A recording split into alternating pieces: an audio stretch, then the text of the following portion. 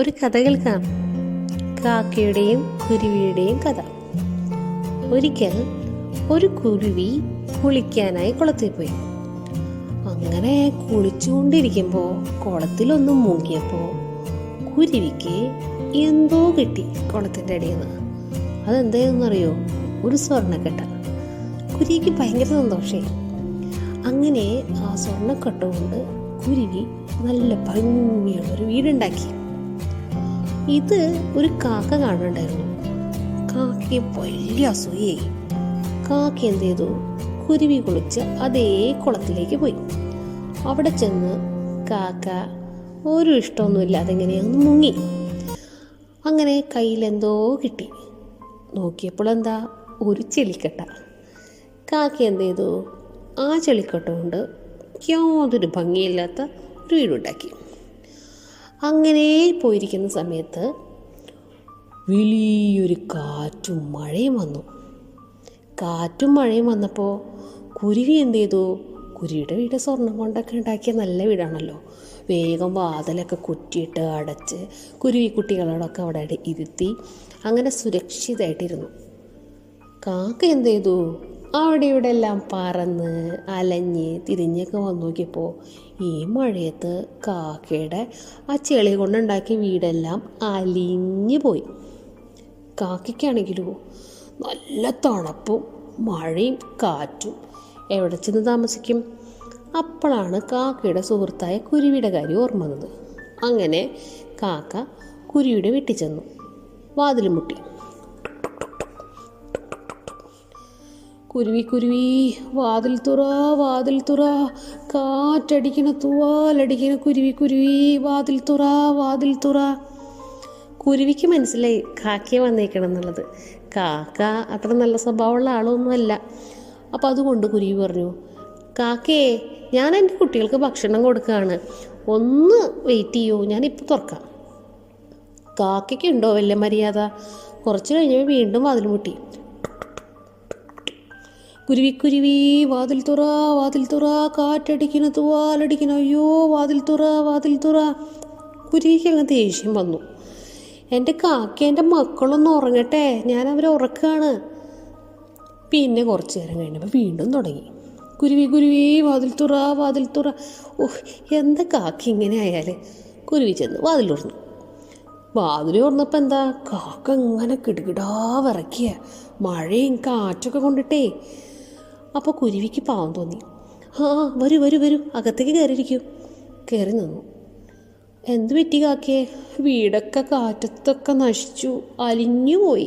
ഓ, നിൻ്റെ വീടൊക്കെ എന്തൊരു ഭംഗിയാണേ. എനിക്കൊന്ന് കിടക്കണം, ഞാൻ നാളെ രാവിലെ എന്നെ അങ്ങ് പോയിക്കോളാം. അപ്പോൾ കുരുവി പറഞ്ഞു, കിടക്കാന്ന് പറഞ്ഞു കഴിഞ്ഞാൽ ഒരു മുറിയിൽ ഞാൻ കിടക്കുന്നു, ഒരു മുറിയിൽ എൻ്റെ മക്കൾ കിടക്കുന്നു. കാക്കന് ഞാനിപ്പോൾ എവിടെ കിടക്കും?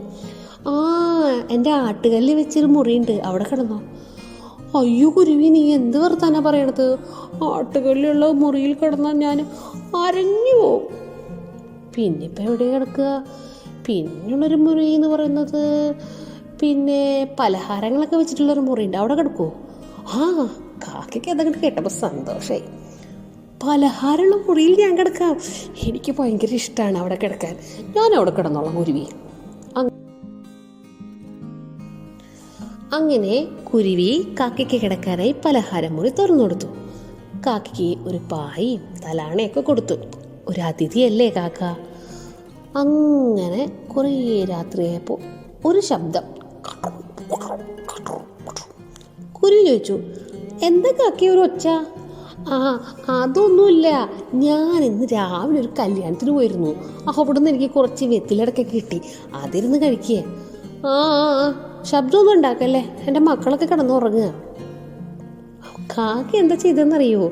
പലഹാരമുറിയിൽ നിന്ന് ഓരോ പലഹാരങ്ങൾ എടുത്ത് കഴിക്കായിരുന്നു. കുരുവി മക്കൾക്ക് ഉണ്ടാക്കി വെച്ചത്. കുറച്ചു നേരം കഴിഞ്ഞപ്പോൾ വീണ്ടും സൗണ്ട്. എന്താണ് കാക്കയെ വീണ്ടും ഒരൊച്ച? അതൊന്നുമില്ല കുരുവി, കഴിച്ചത് തന്നെ വീണ്ടും കഴിക്കുകയാണ്.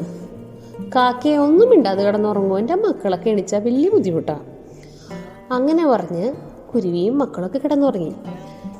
പക്ഷേ മര്യാദയില്ലാത്ത ഈ കാക്ക എന്ത് ചെയ്തെന്നറിയോ? കുരുവിക്കുഞ്ഞുങ്ങളുടെ ഭക്ഷണം വെച്ചിരിക്കുന്ന പാത്രത്തിൽ നിറച്ച് തുപ്പി അഴുക്കാക്കി വൃത്തികേടാക്കി വെച്ച് ആ പാത്രമൊക്കെ അടച്ച് കാക്ക ജനൽ വഴി പറന്നുപോയി. അങ്ങനെ നേരം എടുത്തു. കുരുവിക്കുഞ്ഞുങ്ങൾ കരഞ്ഞു തുടങ്ങി. അമ്മേ, വിശക്കുന്നു, ഞങ്ങൾക്ക് എന്തെങ്കിലും ഒന്ന് തരൂ. അമ്മ പറഞ്ഞു, ആ മക്കളെ ഇരിക്കി, ഞാൻ പോയിട്ട് പലഹാരമുറിയിൽ നിന്ന് പലഹാരങ്ങളൊക്കെ എടുക്കട്ടെ.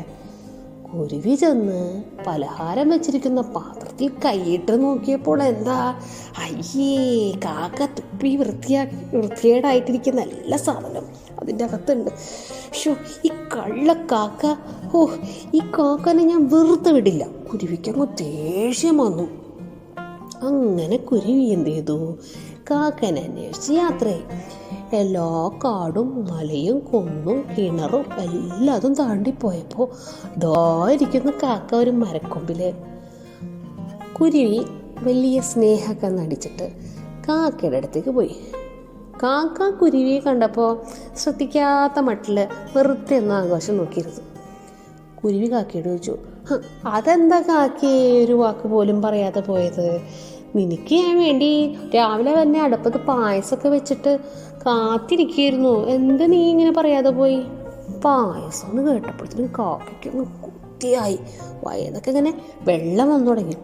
കാക്ക പറഞ്ഞു,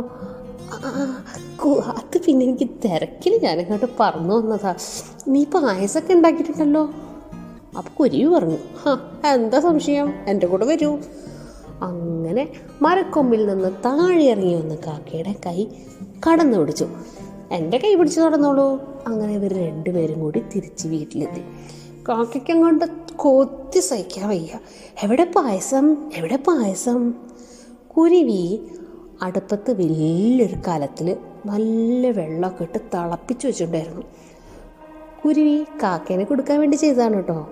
കുരുവി പറഞ്ഞു, വാ കാക്കി, ആ കലത്തിലേക്ക് നോക്കൂ, നിറയെ പായസാ. അങ്ങനെ കൊതിയനായ കാക്ക ചുടുവെള്ളത്തിലേക്ക് ഇങ്ങനെ നോക്കല്ല, കുരുവിയും കുട്ടികളും ചെന്ന് ഒരൊറ്റ തള്ള് ചൂടുവെള്ളത്തിൽ വീണ് കാക്ക കാ കാ കാ നല്ലറി പിടിച്ചു. ദേഹമാസകലം പൊള്ളി. എന്നിട്ട് കുരുവി പറഞ്ഞു, ഇനി അത്യാർത്ഥിക്കുള്ള ഒരു പാടാണ്, ഒരിക്കലും സഹായിക്കുന്നവനെ ബുദ്ധിമുട്ടിക്കാൻ പാടില്ല, കാക്കയ്ക്ക് ഒരു പാഠമാവട്ടെ. അങ്ങനെ പറഞ്ഞ് കാക്ക നിലവിളിച്ചുകൊണ്ട് പുറത്തേക്ക് പറന്നുപോയി. കഥ കഴിഞ്ഞു.